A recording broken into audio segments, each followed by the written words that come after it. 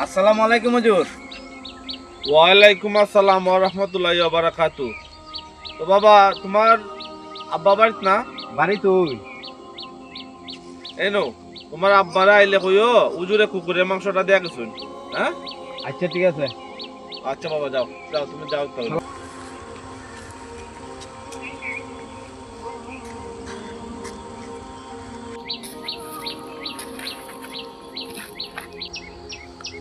আব্বা, ও আব্বা, হুজুরে তোমার কুকুরের মাংস দিছ। হ্যাঁ উজুর অত বড় সাবাস আমার কুকুরের মাংস দিছে। আজকে উজুর জিগানি লাগবো। যা করে যা আজকে ওই মাথা নাই নষ্ট জায়গা উজুরে আমার বাড়ি কুত্তা মাংস দিয়ে পাঠায়। কালকে উজুরে আমি 2 কেজি মাংস না খাওয়াইছি। হ্যাঁ আজকে উজুরে এটা জিগানি লাগবো। উজুর অত বড় সাবাস রাখতে বইয়া ও আলাই ভাই জিগানি তো করে আর হইও না ভাই। রাখতে ভাই উজুরে আমার বাড়ি কুত্তার মাংস দিয়ে পাঠাইছে। আমার বাড়ি তো কুত্তার মাংস দিয়ে পাঠাইছে। আমি যাইতেছি মসজিদের বরাবর উজুরে মসজিদে ভাই দেখলাম। হ্যাঁ ওই দিকে চলো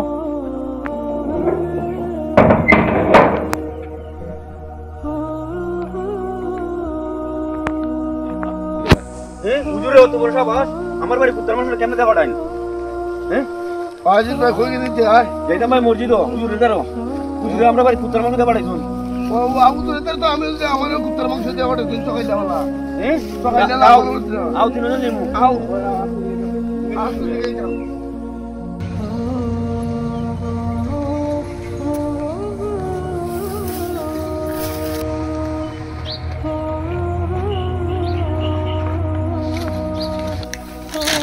আসসালামু আলাইকুম।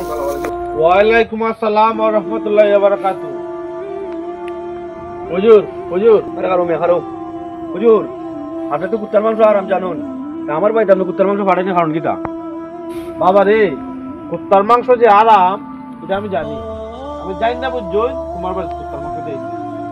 আপনি কুত্তার মাংস জানুন আরাম, তারপরে আপনি জানি না বুঝে গেলে আমার বাড়িতে কুত্তার মাংস পাঠাই নাই।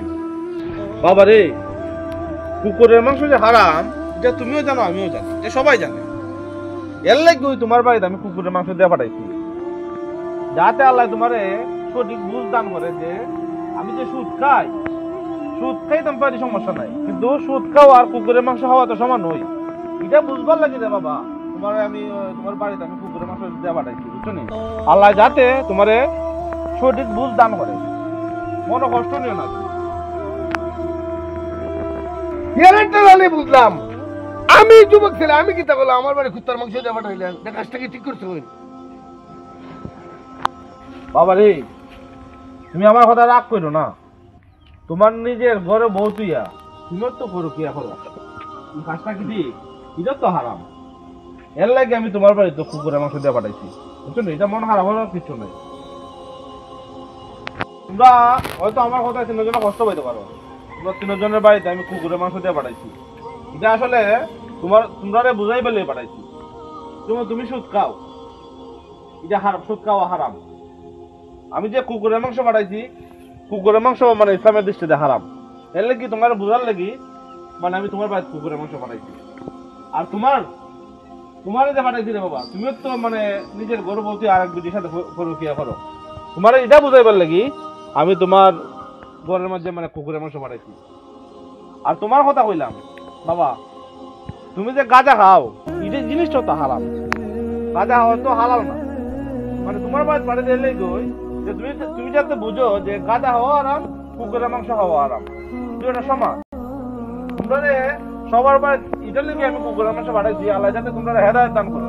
হারাম হালাল কোনটা হারাম তোমরা যাতে বুঝো, এটার লেগে রে বাবা তোমরা মনে কষ্ট দিও না। আমি দোয়া করি আল্লাহর কাছে হাত তুলিয়া তোমরা যাতে আল্লাহ হেদায়েত দান করে। তোমরা আমার কথা মনে কষ্ট দিও না রে বাবা। বল ঠিক আছে, আমরা ভুল বুঝতে। আচ্ছা